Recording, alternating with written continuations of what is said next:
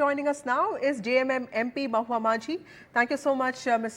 Majhi, for speaking to NDTV. हमने देखा कि पार्लियामेंट सेशन एंड ज़रूर हो चुका है, लेकिन एक तरीके से डिस्कॉर्ड डिसएग्रीमेंट ज़्यादा दिखा इस बार, और एक तरीके से ये भी दिखा कि लोग बात तो कर रहे थे डायलॉग की, लेकिन वो चीज़ सामने उभर के नहीं आई। आने वाले सेशंस क्या ऐसे ही होंगे? क्या पार्लियामेंट ऐसे ही चलेगा? एक बड़ा सवाल है।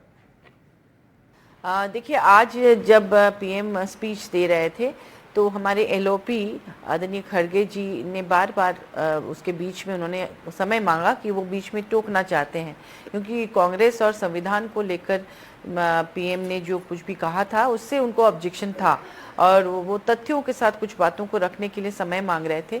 लेकिन बार बार अपील करने के बाद भी जब चेयरमैन ने और प्रधानमंत्री जी ने भी उनकी तरफ ध्यान नहीं दिया, उनको बोलने का अवसर नहीं दिया, जबकि उनका कहना था कि राहुल गांधी जी जब लोकसभा में अपनी बात रख रहे थे उस समय सत्ता पक्ष के कई मंत्रीगण और कई लोगों ने उनके बीच में खड़े होकर समय मांगा और बोला भी और उनको समय भी मिल गया।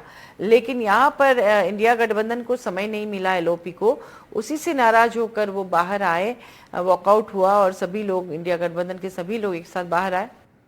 लेकिन मैम, जब कल पीएम बात कर रहे थे तो 2 घंटे जो है स्लोगनियरिंग हो रहा था, हेकलिंग हो रहा था, प्रधानमंत्री हैं, तो क्या ये जो चीज़ है वो ऑपोजिशन अगर ना करती तो एक better projection of parliamentary ethos दिखाई देता?